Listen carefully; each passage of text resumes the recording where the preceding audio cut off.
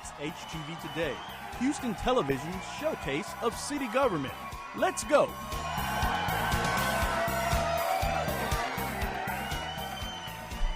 All right. Another HTV Today. March. What's the date? You know, I forget. Third. All the time. This is the third, right? Yes. All right. Early March. Almost spring break. Election Day. Election Day. Well. Correct. Election Yes, Day. Man, yes. Oh, man. You know what? I gotta go vote. Yeah. I've done my homework and research, but I gotta vote. You haven't voted? Not yet. No. Oh, you embarrassed me on the podcast show? Oh. Early vote. Early vote. Early vote. Early vote. Yeah. So early vote. Right. Early vote. All right. So, well, hey, we are, as I said in the last show, we are done with HTV staff, boring HTV staff for a part of the show, which we use as a test bed for this podcast, right? So now we're doing the real people. The people that make the city work. The people that matter to make the city work. Right. So I have with me today Laurie Covington. All right. And you are assistant, and let me look at my notes here. So you are the Deputy Assistant Director of Customer Experience for the Houston Public Library. But before we get into the library, really want to know a little bit about, who are you? Where are you from? Are you a native Houstonian? Give me a little bit about where, I guess the early days. Where are you from? So I was born in Wyoming. Wow. My parents worked for the oil business, so, lived in really exciting places like Casper, Wyoming, and spent most of my childhood in Midland, Texas. Wow, Midland. I've been to Midland, yeah. You can see the curvature of the earth there. It's right, very exciting, very flat. But moved to Houston when I was in college. My parents moved to this area, and when I graduated from college, I thought, cool place. Started with HPL, started with Houston Public Library in 1999, fresh from getting my graduate degree. Oh, wow. So 21 years. And that's your only career. I've worked places before then, but I've worked here, Post-college, though, that is, because, typically we tend to say, like my grandparents, and that's kind of like old school, right? Because nowadays people tend to move around quite a bit. Right. Because my grandfather was always about, you get one job, you just stay there, and you just, wow, that's cool. And that's what I've done. And that's what you do. Okay. I've done lots of different things in the library, but I've been at the library for 21 years. Okay. And undergrad and grad? So I got my bachelor's in history at Texas Christian. A fellow history? Yes. Big history buff. Oh, man. We may have to change the podcast. And then I have a master's in library science from Texas Women's University. Sweet. So I started my master's in history at Texas Southern University. So I have 26 hours, never finished, because the communications department said, hey, we'll pay for your master's with us if you jump ship. So the problem is, I should have said, okay, but can you pay for the remaining hours? And I would have had two. Yeah. Just wasn't thinking, back then, yeah. So that's great. So no, I love history as well. And TW, many members that used to go party at TW back in the day. Yeah. Road trip from Sam Houston State. Yeah, we used to have a good time. TW, UNT.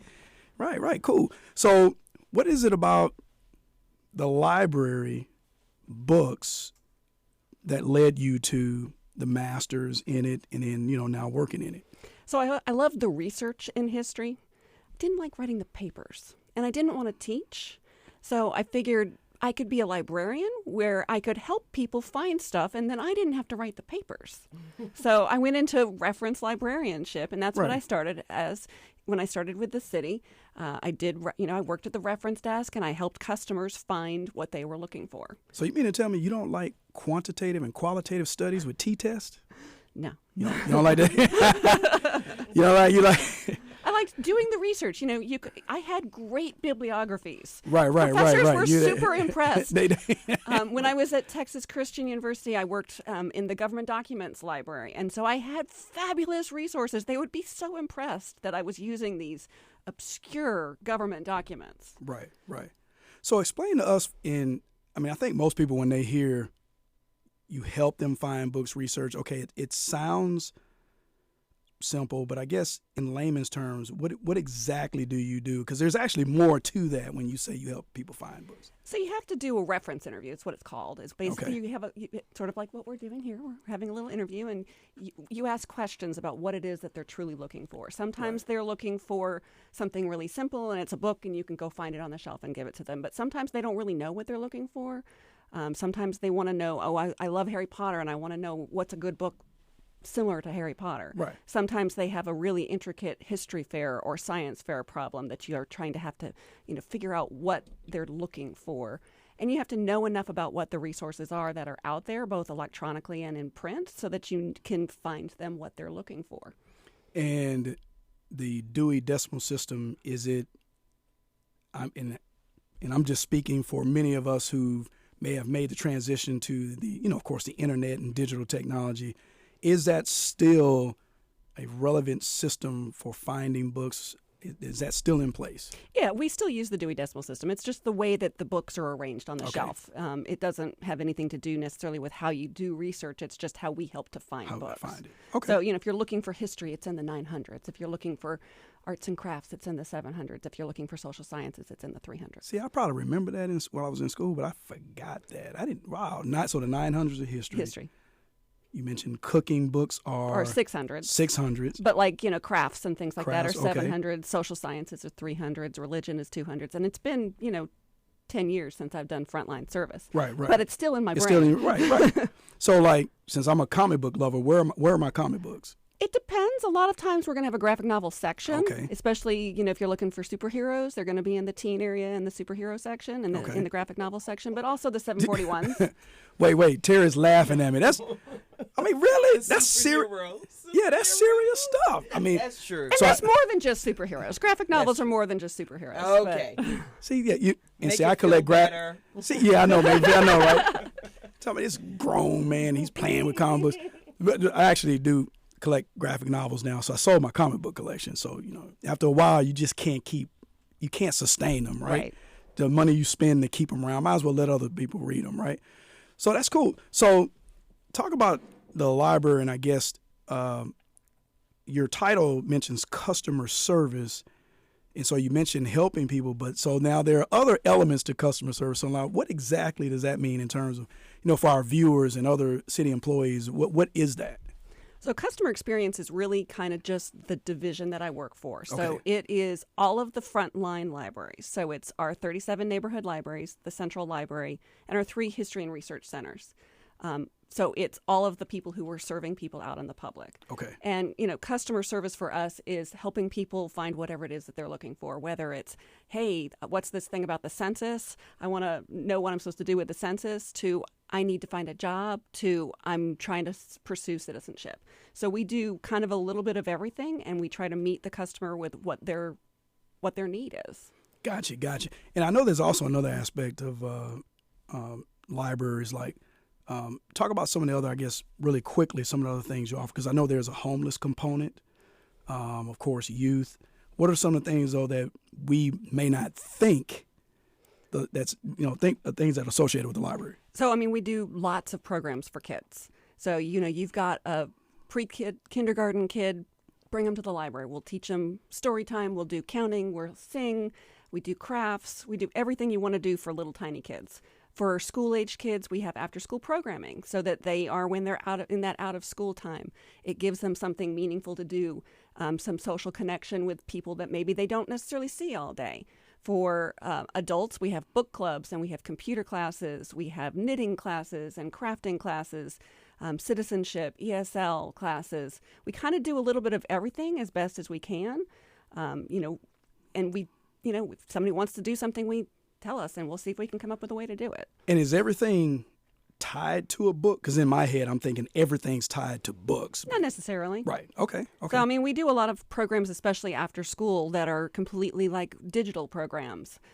We have our Tech Link with all of our, fancy technology and video and audio studios and things like that. Yeah, and I'm glad you mentioned Tech Link. So if you could, for the audience and people who don't know anything about the library and what they offer, what in the world is Tech Link? So TechLink we currently have one with a second one in development, and it is at our Scenic Woods Library in Northeast Houston, and it is a full technology sort of suite. So we have lots of computers so that people can just do stuff on the computers. There's some graphic design things that they can do. We have a green screen with cameras so that you can literally pretend you're at the Eiffel Tower and do a video. There's a full music studio along with instruments and recording equipment. We have an embroidery machine. We have a 3D printer. You can convert your photographs to digital. You can convert your VHSs to digital. Yeah, I was blown away when I visited because, a full recording studio. For all my tech media nerds out there, it has Pro Tools, Apple computers, full audio board, guitars, drums. That's crazy. How did that come about? That the library would engage in, because you're now engaging. If you get all 16, you're now engaged in my side of the world, video production, audio production. How did that come about? So it's a trend in libraries. Maker spaces is kind of a trend in libraries, and this is just our version of it. And so it's been going on for the last 5 or 10 years in libraries, evolving and changing, and we decided to kind of go that high-tech way with the video and the audio studio as something that we're going to do in almost all of them. Some of them, they're going to be a little bit different because different neighborhoods have different needs. The next one is the Dixon Library, also in Northeast Houston, and it's scheduled to open sometime this calendar year. Man, that is so cool. Terry, you can, you can scratch and mix. Yes. Hey, play some Take it back classical, old some school. piano, some jazz. It's hey. beautiful over there as well. Wow. And all you need is just your library card? And you go through a little orientation. And they set you up, and you're good to go. Wow.